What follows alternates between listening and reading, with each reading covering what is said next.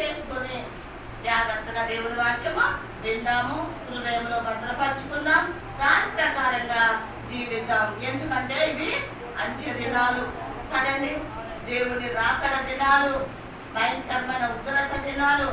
దుష్టుడు ఏ రకంగా వచ్చి మనల్ని శోధిస్తాడో తెలియదు కదండి, మనల్ని పాపంలో నడిపిస్తాడో తెలీదు, ఏ ఆశలు మనలో పెడతాడో తెలీదు, ఏ కోరికలు మనలో పెట్టి మనల్ని పతనం చేస్తాడో తెలీదు.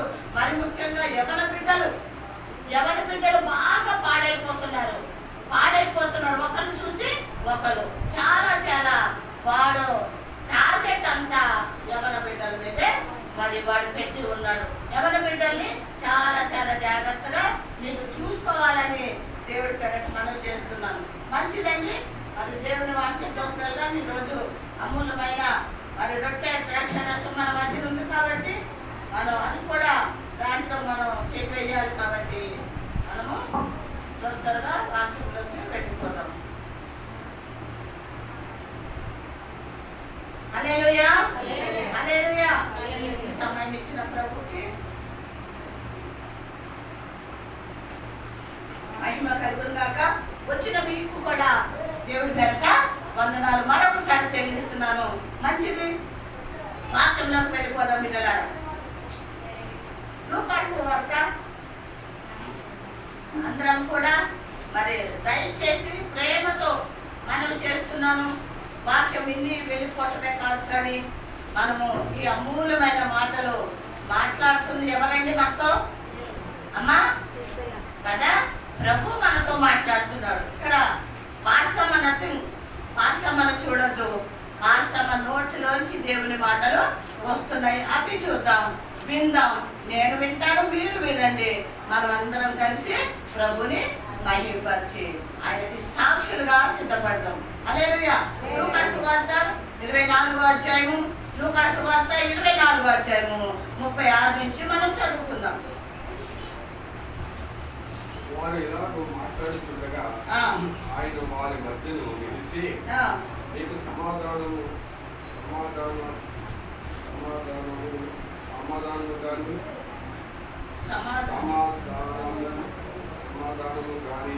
కానీ వారితో అనేది సమాధానము కానీ వారితో అనేది. అయితే వారు దిగులు పడి నయకాంతులై పోతును తమను కనబడినని తలంచిరి. చాలండి, చిన్న ప్రార్థన చేసుకుందాం.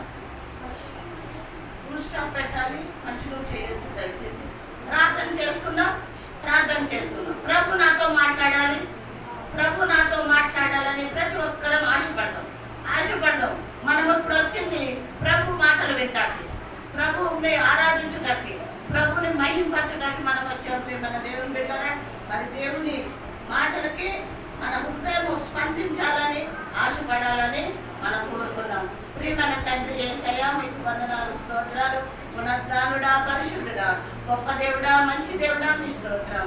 ఈ పునరుద్ధాన దినమునైనా నెల మొదటి రోజు మాకు ఇచ్చినందుకు మీ స్తోత్రం, మొదటి ఆదివారం ఇచ్చినందుకు మీ స్తోత్రం. ప్రభానైనా మిమ్మల్ని ఆరాధించడానికి ప్రభా కొద్దిమందిగా కూడుకున్నాం ప్రభా. అయా కొంతమంది రాలేదు, రాని బిడ్డలు క్షమించి మరొకసారి వాళ్ళకి సమయం ఇవ్వండి నాయనా. మీ స్తోత్రం. పాటల ద్వారా, ఆరాధన ద్వారా మహిమ పొందుకున్నారు, మీకే స్తోత్రములు. అమూలమైన సమయానికి వచ్చాం ప్రభా. ఇది మీరు మాట్లాడే సమయం ప్రభా.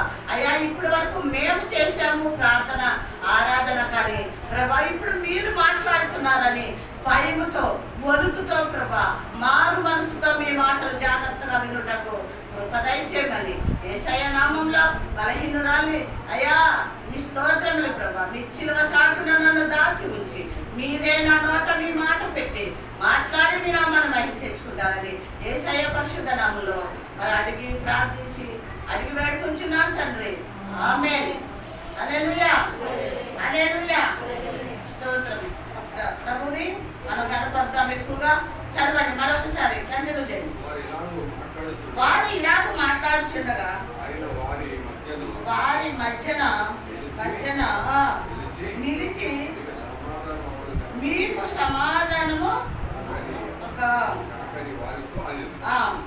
అయితే వారు దిగుపడి భయక్రాంతులై గోత్రము తమకు కనబడినని తలంచిరి. చాలండి. ప్రేమనే దేవుని బిడ్డలారా, వీళ్ళు మాట్లాడుకుంటూ ఉన్నారు. ఎవరు? శిష్యులు 11 మంది కూడా మాట్లాడుకుంటూ ఉన్నారండి. ఇక్కడ మేడ గదిలో తలుపులు గట్టిగా వేసేసుకుని మరి ఎక్కడ వచ్చి వాళ్ళు మమ్మల్ని సిరివేస్తారేమో, మమ్మల్ని తీసుకెళ్లి బంట్రోతులు మరి మాకు సిరివేసేస్తారేమో అన్న భయముతో వాడు మేడ గదిలో తలుపులు వేసుకుని భయముతో వాడు అక్కడ ఉన్నట్టు మనం చూస్తున్నాం. కానీ దేవుని గురించి మాట్లాడుతూ ఉన్నారు. ఎప్పుడైతే వీళ్ళు మాట్లాడుకుంటూ ఉన్నారో అప్పుడు ఆయన తలుపులు వేసినట్టే ఉన్నాయి, మధ్యన వెళ్ళి నిలిచి ఉన్నారు. ప్రభు దేవునికి మహిమ కలుగును గాక. హల్లెలూయా, హల్లెలూయా. తలుపులు వేసే ఉన్నాయండి, ప్రభు వాళ్ళ మధ్యన నిలిచి ఉన్నారు. ఎలాగ సాధ్యం ఇది? సాధ్యమా? సాధ్యము ప్రభుకి. హల్లెలూయా. ఇప్పుడు శరీరధారి కాదు, మనిషి కుమారుడుగా లేడు. ఎందుకు అంటే ఆయన లేచి ఉన్నాడు. హల్లెలూయా. ఆయన లేచి ఉన్నాడు కాబట్టి వాళ్ళ మధ్యకి తలుపులన్నీ వేసే ఉన్నాయి. అయినా వాళ్ళు మాట్లాడుతూ ఉంటే వాళ్ళ మధ్యకి వచ్చి మీకు సమాధానం అని అక్కడ చెప్పినట్టు మనం చూస్తున్నాం. మళ్ళీ తర్వాత కూడా అదే లూకాసు వార్తలో మరి 24:13 కూడా చూసాము. మరి ఇద్దరు శిష్యులు మాట్లాడుకుంటూ వెళ్తుంటే వాళ్ళ వెనకాల వెళ్ళి నిలిచి ఉన్నట్టుగా మనం చూసాము కదా. చూసామా లేదా? ఎప్పుడు చూసాము? ఎక్కడ విన్నారు చెప్పండి ఆ మాట. ఏమా కదా, వాళ్ళిద్దరూ కూడా ప్రభు గురించి మాట్లాడుకుంటూ వెళ్తున్నప్పుడు వాళ్ళిద్దరు వాళ్ళ వెనకాల నిలబడటమే కాదు వాళ్ళతో ప్రయాణం చేసినట్టు మనం చూసాం కదా. ఇక్కడ కూడా శిష్యులు రూమ్ లో ఉన్నారు, అదే మేడగదిలో ఉన్నారు, వాళ్ళ భయంతో ఉన్నారు. వెళ్ళి వాళ్ళ మధ్యలో నిలబడి మీకు సమాధానం అని అక్కడ చెప్పినట్టు చూస్తున్నాం. అంటే ఇక్కడ ఏం జరుగుతుంది అంటే మనం ఇక్కడ నేర్చుకోవాల్సింది ఏంటి అంటే ఎప్పుడైతే ప్రభు గురించి మనం మాట్లాడతామో, ప్రభుని తలంచుకుంటామో, ప్రభుని ప్రార్థిస్తామో, ఆరాధిస్తామో అప్పుడు ప్రభు వస్తాడు మన మధ్యకి. హల్లెలూయా. ప్రభు వస్తాడండి. ఎప్పుడు ప్రభు గురించి మాట్లాడుకుంటేనే తప్ప మన లోకం గురించి మాట్లాడుకుంటే మన దగ్గరికి రాడు. ఇది జ్ఞాపకం చేసుకోవాలి. ప్రతి విషయంలో మనం ప్రభు గురించే మాట్లాడాలి కదండి. అందుకే ప్రభు అన్నాడు, ఎక్కడైతే 2-3 నా నామంలో ప్రార్థన చేస్తారో వాళ్ళ మధ్యకి నేను వస్తాను. అంటే ఎప్పుడైతే ప్రభు గురించి మనం మాట్లాడతామో ప్రభు తప్పగా మన మధ్యకి వస్తాడు కదా. అందుకే మన నాలుక ఏం చేయాలంటే లోకం మాటలు మాట్లాడటానికి తక్కువగా ఉపయోగించాలి, లిమిట్లో ఉండాలి, అదుపులో ఉండాలి, పద్ధతిలో ఉండాలి. కానీ దేవుని గురించి మాట్లాడినప్పుడు ఏం చేయాలి? ఏం చేయాలండి? ఎక్కువగా సమయం అనక సమయం అనక మీరు నా సన్నిధిలో ప్రార్థన చేయండి అని చెప్పిన ప్రభు ఎక్కువగా ఎంతసేపు అయినా నాలుకకి సమయం ఇచ్చేయాలి.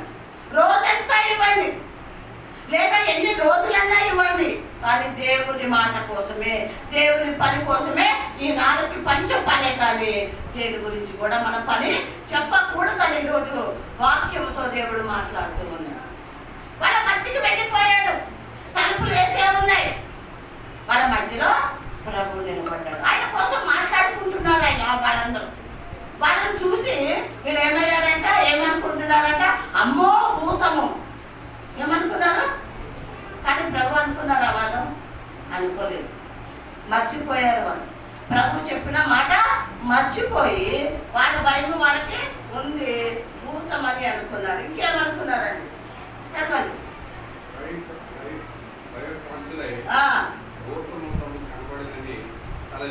ఏమయ్యారంటండి? బ్రైట్ కాంతులు అయిపోయారంట. భయముతో చాలా వణుకుతూ ఉన్నారు, భయపడుతూ ఉన్నారు.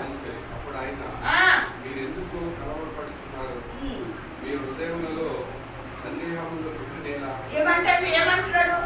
ఎందుకు మీరు కలవరపడుతున్నారు? మీ హృదయంలో సందేహం ఎందుకు వచ్చింది? ఒకటి, ఎందుకు కలవరపడుతున్నారు? రెండోది, మీ హృదయంలోకి సందేహం ఎందుకు వచ్చింది? నేను భూతాన్ని అని మీరు కలవరపడుతున్నారు. రెండోది, సందేహపడుతున్నారు. ఈయన అవునా కాదా కదా? ఈయన యేసయ్యా కాదా? ఆయన చనిపోయాడు కదా, ఆయన చంపేసి సిలువేసి పాతి పెట్టాడు కదా, ఎలా లేసి వచ్చాడు అన్నది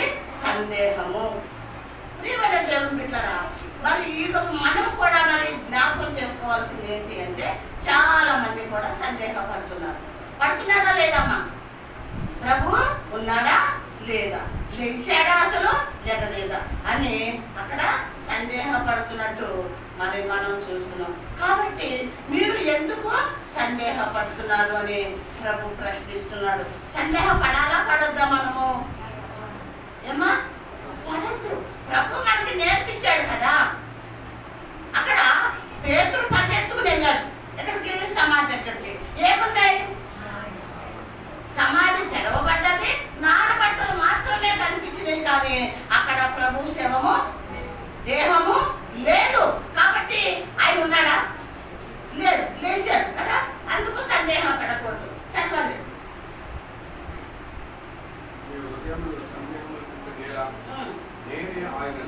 ఏమంటండి? ఏమంటున్నాడు? నేనే ఆయనను. చూడండి, నేనే ఆయనను. నేనే దేవుని అన్నాడా? నేనే ప్రభుని అన్నాడా? లేదు. ప్రేమన్న దేవుని బిడ్డరా, ఎంతగా ఆయన దీన మనసుతో తగ్గించుకొని ప్రేమన్న దేవుని బిడ్డరా ఒక దాసుడుగానే ఆయన మనకి కనపరుచుకుంటున్నారు. కాకపోతే ఒక కాపరిగానే ఆయన కనపరుచుకుంటున్నాడు. లేదా దావీదు కుమారుడుగానే కనపరుచుకుంటున్నాడు, మనిషి కుమారుడుగానే కనపరుచుకుంటున్నాడు. కానీ నేను దేవుని అన్నాడా? అనలేదు. అనలేదు ప్రేమన్న దేవుని బిడ్డరా. అంటే ఎంత సాత్వికుడు మన ప్రభు, ఎంత దీన మనసు కలిగిన వాడు మన ప్రభు. ఇంత గొప్ప దేవుణ్ణి మనం కలిగి ఉన్నాం. నేనే ఆయనను అంటున్నాడు.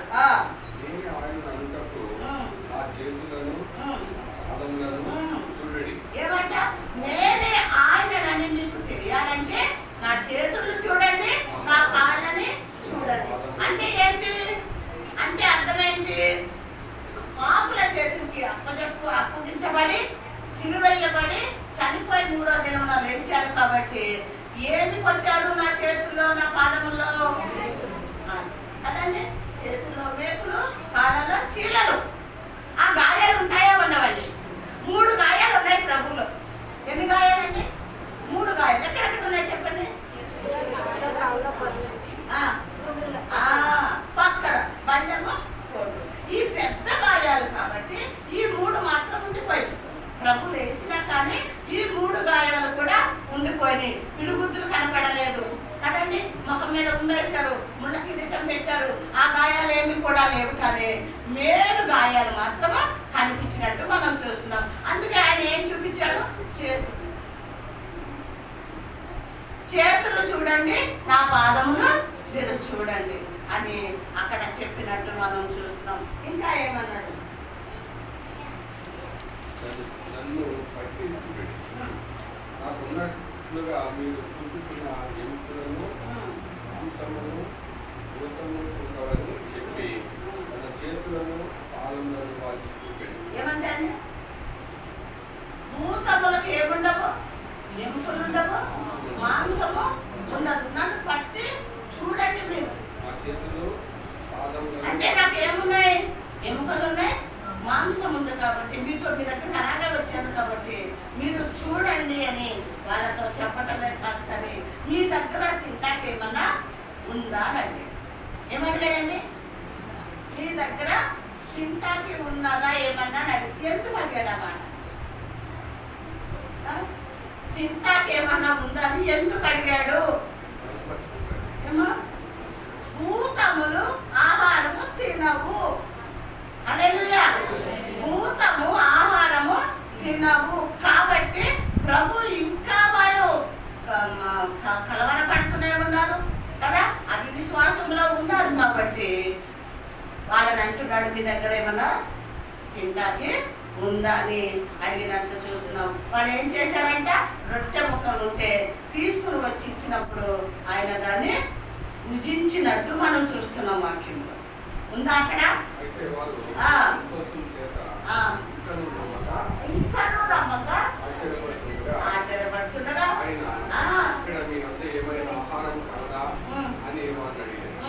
వారు కాల్చిన చేప ముక్కను ఆయనకి ఇచ్చేది. ఆయన దాన్ని తీసుకుని వారి ఎదుట భుజించారు. చాలండి. ఏమంటండి? ఇంకా ఇంకా కూడా వాడు ఏం చేస్తున్నారు? అనుమానం పడుతున్నారు, కలవరం పడుతున్నారు. అందుకే అప్పుడు మళ్ళీ కూడా మీ దగ్గర ఏమన్నా ఆహారం ఉందన్నప్పుడు కాల్చిన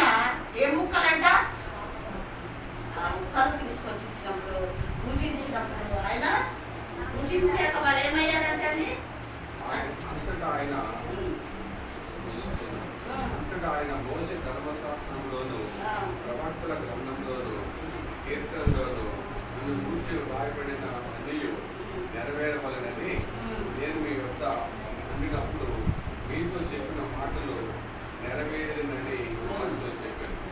అప్పుడు వారు లేఖనములో గ్రహించినట్టుగా ఆయన వారి మనసును తెచ్చి క్రీస్తు శ్రమపడి 3వ దినమున మృతుల్లో నుండి లేచునని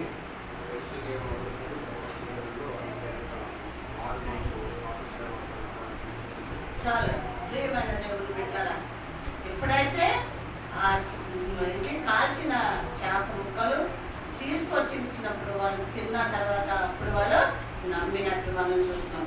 లేఖనాలు ప్రవక్తలు చెప్పిన మాటలన్నీ కూడా నెరవేరిని అని ప్రభు వాళ్ళకి చెప్పినట్టు మనం చూస్తున్నాం. ప్రియమైన దేవుడు నెరవేరటానికి ప్రభు ఈ కార్యాలు చేశాడు అని మనము ఏం చేయాలి? నమ్మాలి. ఎవరిని నమ్మాలండి? ప్రభుని నమ్మాలి. వీళ్ళు కూడా మన తర్వాత ఆయన బయలుపరుచుకున్నాక వాళ్ళు నమ్మారు. ప్రభు లేచిన తర్వాత 40 రోజులు వాళ్ళ మధ్యలో ప్రభు ఉన్నాడు. ఎన్ని రోజులు ఉన్నాడండి? 40 రోజులు ఉన్నాడు ప్రభు. సమాధిలో నుంచి లేచాక పునరుద్ధాన దినం లేచిన తర్వాత 45 దినములు అనేక గ్రామాలకి మరి శిష్యులకు కూడా కనపరుచుకుంటూ వాళ్ళ మేడగదికి వెళ్ళి కనపరుచుకుంటూ ఇంకా అద్భుతాలు చేస్తూ ఆశ్చర్యకార్యాలు చేస్తూ 40 రోజులు వాళ్ళతో ఉన్నట్టు మనకి లేఖనంలో మనము చూస్తున్నాం. చూడండి అపోస్తల కార్యము మొదటి అధ్యాయము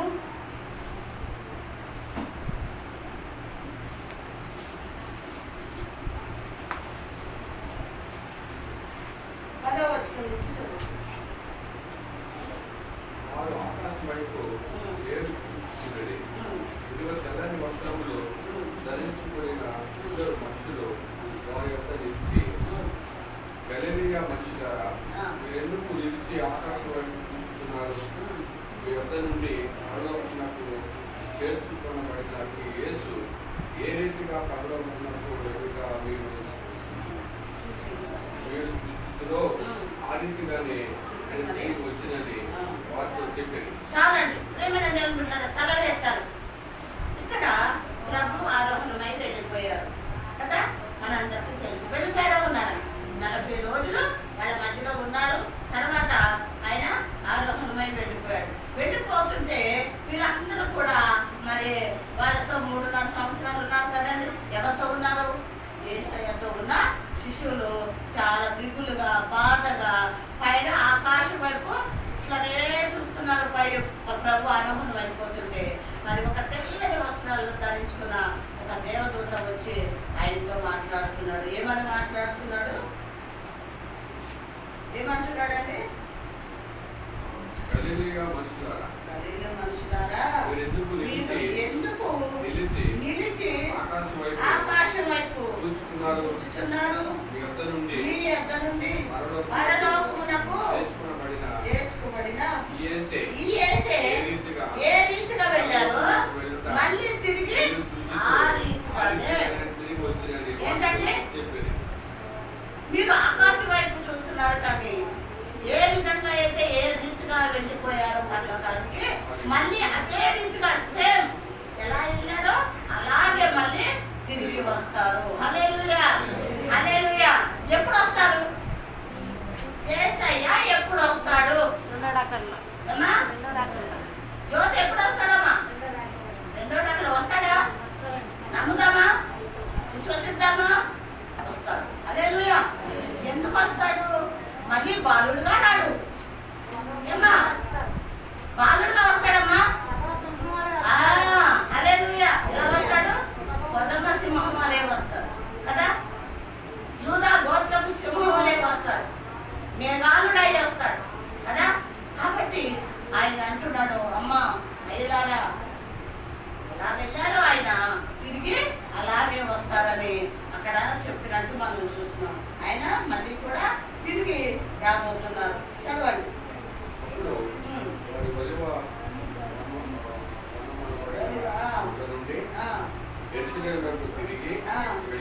ఎక్కడికి వెళ్ళారంటండి?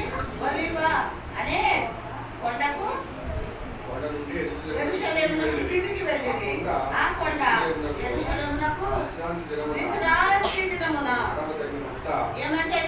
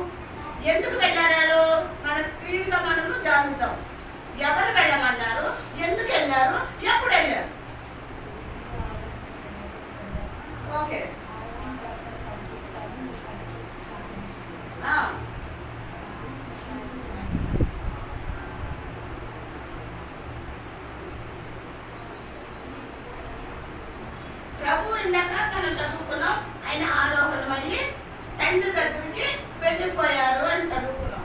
ఆయన వెళ్ళక ముందు మనకి అదే ఆ శిష్యుడికి ఏం చెప్పారు ప్రభు అంటే, ఇదిగో నేను తండ్రి దగ్గరికి ఆరోహణమై వెళ్తున్నాను, మీరు వంటరోళ్ళు కాదు, నేను వెళ్ళి ఆదమన కర్తను మీ మధ్యకి పంపుతాను మేడం, పంపుతాను. కాబట్టి మీరు ఎక్కడికి వెళ్ళండి, ఇప్పుడు మేడ గదికి వెళ్ళండి. హల్లెలూయా, హల్లెలూయా. ఇప్పుడు నేను వెళ్ళిపోతున్నానని ఎవరి పనులకి వాళ్ళు వెళ్ళిపోకండి. చేపలు పట్టుకుంటాకు ఒకడు, ఇంకో పని చేసుకుంటాకు ఒకడు, మేస్త్రి పని చేసుకుంటాకు ఒకడు, ఉద్యోగాలు చేసుకుంటాకు ఒకడు. వెళ్ళిపోకండి. ఏమా వెళ్ళిపోమని చెప్పాడా? లేదు. ఎక్కడికి వెళ్ళమన్నాడు? మేడ గదికి వెళ్ళండి. మేడ గదికి వెళ్ళి అక్కడ మీరు ఏం చేయండి? ప్రార్థన చేయటానికి మేడ గది కదా. అందుకే ఎక్కువగా నేనేం ఇప్పుడు కూడా ఏం పలుకుతాను, మనదొక చిన్న మేడ గది. హల్లెలూయా. ఏంటిది? మనకి మేడ గది. పెద్ద సంఘం లేదు. ప్రభు పెద్ద సంఘాలు కట్టుకోండి అని చెప్పలేదు. మేడ గదికి వెళ్ళి కనిపెట్టి ప్రార్థన చేయండి అని చెప్పాడు. అందుకే ప్రభు అన్నాడు, చిన్న మంద భయపడద్దు అని చెప్పి నాకు ఇచ్చిన ఈ చిన్న మేడ గదిని బట్టి నేను ప్రభుని ఎంతగానో స్తుతిస్తున్నాను, ఆరాధిస్తున్నాను. వీళ్ళని మేడ గదికి వెళ్ళమని చెప్పాడు. ఆ మేడ గదికి వెళ్ళారా? మాట తప్పారా? వెళ్ళారు. ప్రేమన దేవుని బిడ్డలు వెళ్ళి ఏం చేస్తున్నారు వాళ్ళు? చదవండి.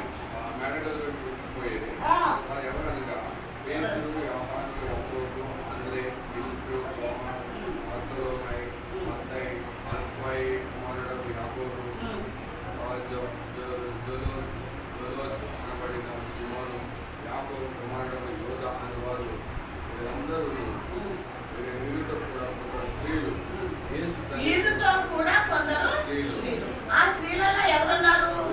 ప్రభు తల్లి కూడా ఉందండి, కూడా ఉందండి.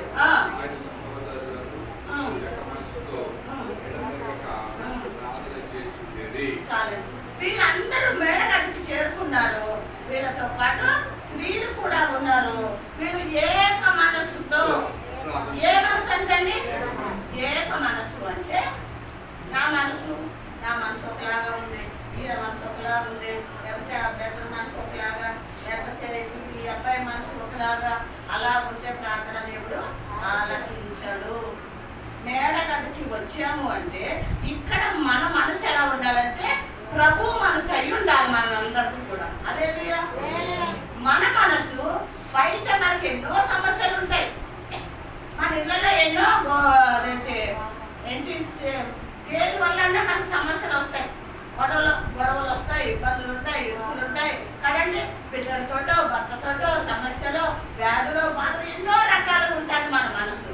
కానీ ఈ మేడ గదికి వచ్చాక మన మనసు ఏమవ్వాలంటే ఒక్కొక్కరిది ఒక రకంగా ఉండటానికి వీలు లేదు. ప్రభు చెప్తున్నాడు అన్నమాట, ఏక మనసు కలిగి మీరు ప్రార్థన చెయ్యండి. ఏక మనసు ఏంటి?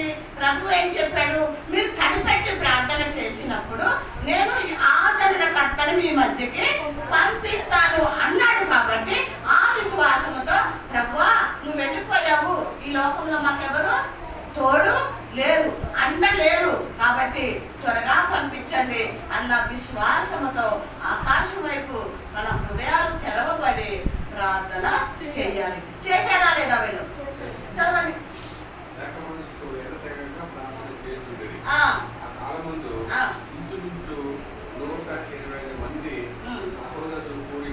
ఏమంటే ఎంతమంది కలిసి ఉన్నారంటే వీళ్ళు 11 మందికే చెప్పాడు, కానీ కలిసింది ఎంతమంది? 120 మంది అండి. హల్లెలూయా. 120 మంది అక్కడ ఏక మనసు. మళ్ళీ చెప్తున్నాను, ప్రతి వారము కూడా, ఒక నెలలోనే కాదు ఏక మనసు, ప్రతి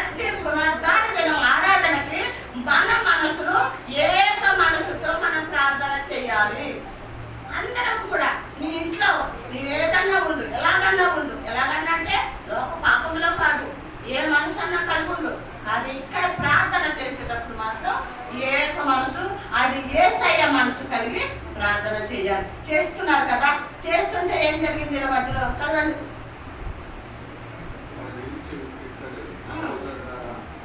యేసును పట్టుకుని వారికి చూపిన యుగం నుంచి పరిశుద్ధాత్మ దావీదు ద్వారా పూర్వము కలిగిన లేఖనము నెరవేర్చలేదు. చాలండి. ఇక్కడ ఏంటండి, యేసుని పట్టుకునే వారికి ద్వారము చూపించాడంట, మార్గం చూపించాడంట. ఎవరండి? త్రోవ చూపించిన యూదా. ఏ త్రోవ చూపించాడు యూదా? ప్రభుని పట్టుకోండి, ప్రభుని సిలువేయండి, ప్రభుని చంపేయండి అన్నట్టుగా త్రోవ చూపించాడు. ఎవరు? యూదా చూపించాడు. చదవండి. పరిశుద్ధాత్మ దావీదు ద్వారా పూర్వము పలికిన లేఖనం నెరవేర్చవలసింది. అతడు మనలో ఒకడిగా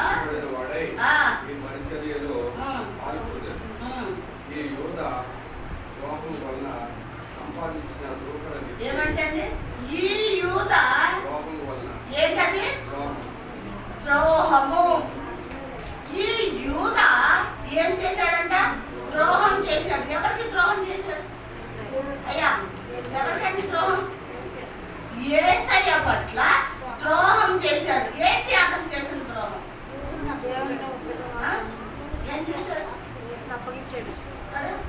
ప్రభుతో ఉంటున్నాడు, ఆయన చేసిన కార్యాలు చూస్తున్నాడు, ఆయన చేసిన అద్భుతాలు చూస్తున్నాడు, ఆయన పెట్టిన ఆహారం తింటున్నాడు, ఆఖరికి పళ్ళలో కూడా చేయి పెట్టడానికి ఆయన కృపాశన కూర్చున్నాడు.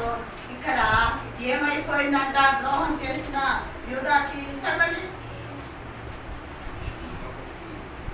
ద్రోహము సంపాదించిన నూకలిచ్చి ఏమంటండి? నూకలనిచ్చి పొలము కొనేది. కాదండి, చాలు. ద్రోహం చేశాడు. ద్రోహం చేసి సంపాదించుకున్నాడు. ఏంటి? పొలము. ఏమిచ్చుకున్నాడు? నూకలు. రూకలనిచ్చి సంపాదించుకున్నాడు. ఏం సంపాదించుకున్నాడు? పొలము. అంటే ప్రియమైన దేవుని బిడ్డలారా, ప్రభు చెంతకు చేరినప్పుడు ప్రభు అతన్ని చేర్చుకున్నాడు. 12 మంది శిష్యులలో కూడా అతను ఒకడయ్యాడు, అతనితో ఉంటూ ఉన్నాడు. ప్రభుకి హృదయం తెలుసా తెలీదా? కదా, ఆయనకి ఏ ఆశ ఉందని తెలుసు? ధనాశ. ఏ ఆశ అండి? ధనాశ ఉంది. కాబట్టి అతను ఈ ప్రభుతో కూడా మరి చేరినట్టు మనం చూస్తున్నాం. అందుకే ప్రభు ఏం చేశాడంటే మరి డబ్బులు సంచి యూదాకే ఇచ్చాడు కదండి. అతనికి ఉన్న ఆశను గమనించిన ప్రభు డబ్బులు సంచి ఎవరికి ఇచ్చాడు? యూదాకి ఇచ్చాడు. అయితే ఇది సంచి, ఇది సంచి అండి. అప్పుడేమి డబ్బాలు లేవు సుమా, ఇటువంటి కాళ్ళు డబ్బాలు ఏమి లేవు. కానీ ఏముంటుంది? పుట్ట సంచి అన్నిటి ఉంది.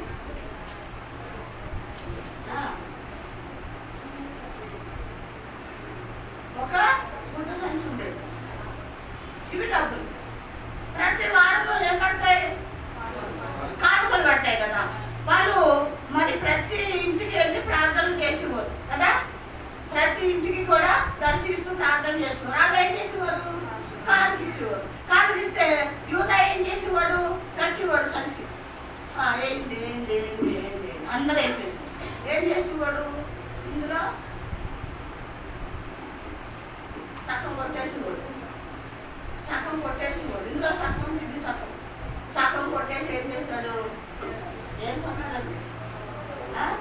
పొలము కొన్నాడు. ఒకటి ఏం సంపాదించుకున్నాడు? ద్రోహము చేశాడు. రెండోది ధనము దోచేసి, అంటే కానుకలు దోచేసుకుని పొలము కొన్నాడు. అయితే ఏమైంది? పొలము కొన్నాడు, కొనేను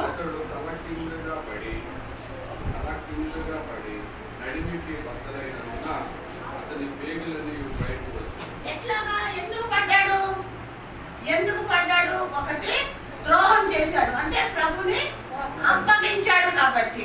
రెండోది మళ్ళీ ఏం చేశాడు, వచ్చిన కానుకలు దేవుడు సొమ్ము సగము దోసేసుకుని దాచేసుకుని పొలము కొనుక్కున్నాడు. ఏమైపోయాడు, మన నడిమికి ఏమండి నడిమికి తెగిపోయి పేగులన్నీ కూడా బయటకు వచ్చి అతను చనిపోయినట్టు మనం చూస్తున్నాం. ప్రియమైన దేవుని బిడ్డలారా, మనము కూడా దేవుని బిడ్డలుగా ఉన్న మనము ఈ రోజున నేర్చుకోవాల్సింది ఏంటో తెలుసా? ద్రోహులుగా ఉండకూడదు, మనం పాపులుగా ఉండకూడదు. అర్థమవుతుందండి? మోసగత్తులుగా ఉండకూడదు. అర్థమవుతుందా? దేవుని భయము మనలో ఉండాలి, దేవుని వణుకు మనలో ఉండాలి, తగ్గించుకోవాలి, నోరుని చాలా కాపాడుకుంటూ ఉండాలి. మనము దేవుని వైపు చూస్తూ, లోకం వైపు చూడద్దు, దేవుని వైపు చూస్తూ మనము దేవునితోనే ప్రయాణం చేయాలి, సహవాసం చేయాలి. కానీ మనము ఈ విధంగా లోక ఆశలు అన్నవి మనలో ఉండకూడదు. ఇందాక కీర్తన చదువుతప్పుడు కూడా అన్నారు ధనము గురించి. ఏమైందంట? ఏం చదివారు ఇందాక కీర్తనలో? అది ఏమంటండి? ప్రభు చిత్తానుసారంగా ధనము సంపాదించుకోకపోతే, ప్రభు చిత్తానుసారంగా మనం దాన్ని అనుభవించడానికి వీలు లేదు. అది ఎవరి సొమ్ము, అది ఎవరికి చిక్కునో వాడికే తెలియదు. ఇక్కడ ప్రియమైన దేవుని బిడ్డలారా, ఇక్కడ కీర్తనలో కూడా ఇందాక మనతో మాట్లాడాడు ప్రభు. ఇప్పుడు మన పునరుద్ధాన దినము ఇది నేను చెప్తున్నది కాదు, బైబిల్లో ఉందా లేదా ఈ మాట? నా గురించే చెప్తున్నారని దయచేసి అనుకోకండి. ఇది పరిశుద్ధ గ్రంథం చెప్తుంది కాబట్టి బోధించవలసిన అవసరం నాకుంది. మేరీ ఉందా లేదా అక్కడ? అదే ఏంటిది ధనము ఉందా? కీర్తన చదివారు కదా, ఉందా లేదా? ఏముంది? ఎప్పుడండి? ఎప్పుడంటండి కదా? మొదటి. ఇది రెండోది కూడా ఇక్కడ చెప్తున్నాడు. ఈ యూదా ఏం సంపాదించుకున్నాడని? పొలము. ఏ ధనం అది? ఏ ధనం? మోసం చేసిన ధనము. సంఘములో కానుక డబ్బాలోంచి తీసుకువెళ్ళిన ధనము అతను దోచుకున్నాడు కాబట్టి, పొలము కొనుక్కున్నాడు కాబట్టి దాన్ని అనుభవించాడా? లేదు. సరే, కీర్తనలో చదువుకున్నట్టు మరి పునరుద్ధాన దినము పనికి వెళ్ళాడు, సంపాదించుకొచ్చాడు. సరే, ప్రతి 6 రోజులకి 1000 రూపాయలు ఇచ్చాడు, ఆదివారం 2000 ఇచ్చాడు. అది అతను అనుభవించాడా? పిల్లలు తిన్నారా? భార్య తిన్నాడా? లేదు. ఎవరిది అవును, ఎవరు పాలవును అని ప్రభు తేటగా మనకు తెలియజేస్తున్నాడు. అర్థమవుతుందమ్మా? ఇక్కడ నేను చెప్పేది ఏమి కాదు, ప్రభు చెప్తున్నారు. ఎందుకంటే 6 రోజుల సంపాదనే మనది. ఏమా? 6 రోజుల సంపాదన మనది.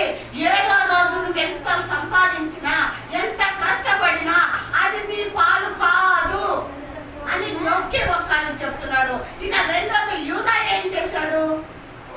పొలము కొన్నాడు. ఏమైపోయాడండి? పడి కింద పడి ఉరేసుకున్నాడండి. ఉరేసుకున్నాడు.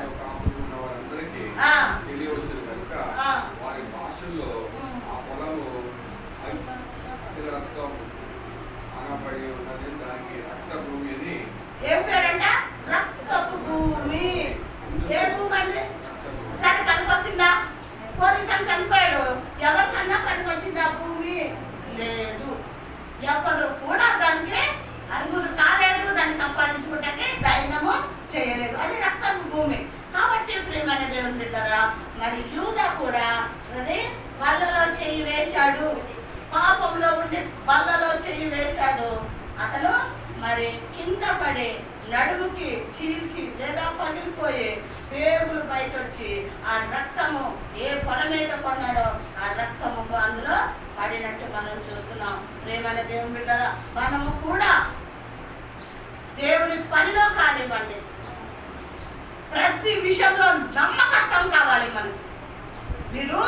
మీరందరూ కూడా కానుకలు వేస్తున్నారు బిడ్డలారా, మీరు చూడొస్తున్నారా? మేము అవి తీసుకుని వాడుకుంటున్నామో చూడొస్తున్నారా? మా సొంత ఆలోచనలు సొంత పనులకు వాడుకుంటున్నాం లేదు మీరు చూడొచ్చారా? చూడట్లేదు కదా. మేమేమన్నా చేయొచ్చు, చేయకూడదు. అది ఎవరికి తెలిసి ఉండాలి? మాకు తెలిసి ఉండాలి కదా. అది ఎవరి సొమ్ము? దేవుని సొమ్ము. దేవునికి ఇచ్చారు కాబట్టి తిరిగి మళ్ళీ ఎవరికి ఇమ్మన్నాడు ప్రభు? నా బిడ్డలకి ఆహారము పెట్టమని ఇచ్చాడు దాన్ని. కానీ యూదా ఏం చేశాడు? ఆ 11 మందికి ఏమైనా పెట్టాడా? భోజనం ఏమైనా ఇప్పించాడా? ఒక టిఫిన్ ఇప్పించాడా? ఏమీ చేయలేదు. ఏం చేశాడు? పట్టుకెళ్ళిపోయి పొలం కొనేసుకున్నాడు. ప్రియమైన దేవుని బిడ్డరా, ఆ విధంగా చేసిన యూదా గతి ఏమైందో ఈ రోజున మనం చూసాము. చూడండి, అదే అపోస్తలుల కార్యము 2వ అధ్యాయము 24వ వచనం. 2వ అధ్యాయము 24వ వచనం.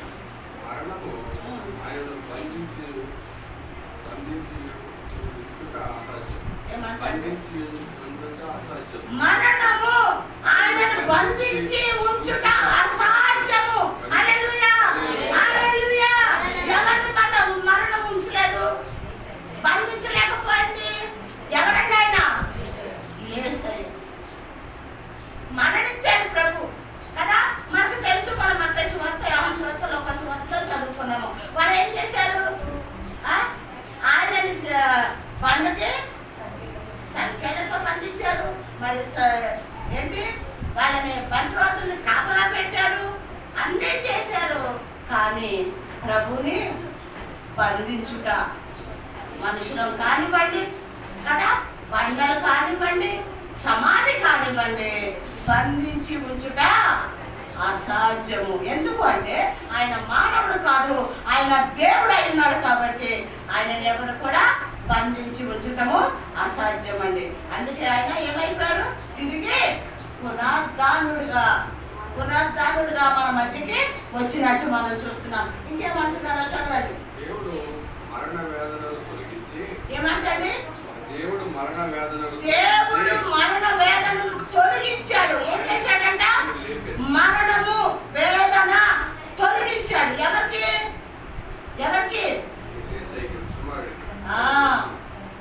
చదవండి. దేవుడు మరణ వేదనను తొలగించి ఆయనను లేపాను. మరణం నుంచి, వ్యాధి నుంచి తండ్రి కుమారుని లేపాడు. ఆయనను గూర్చి దావీదు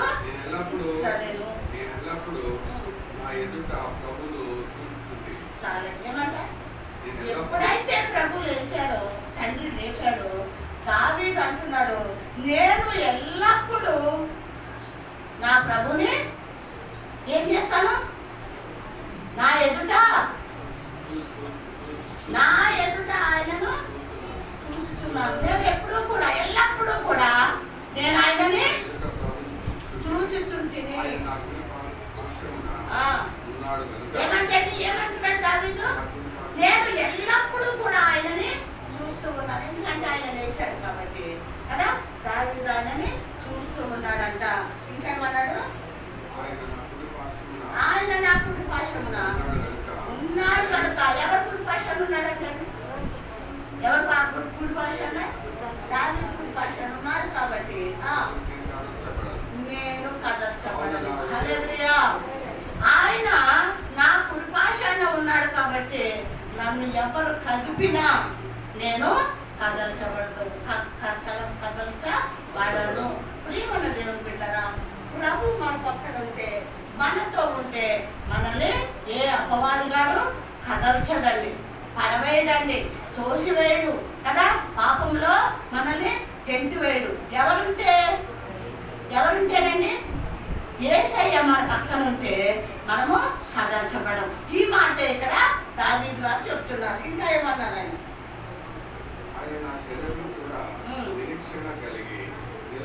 ఏమంటండి? నా శరీరము కూడా ఎలా ఉంది?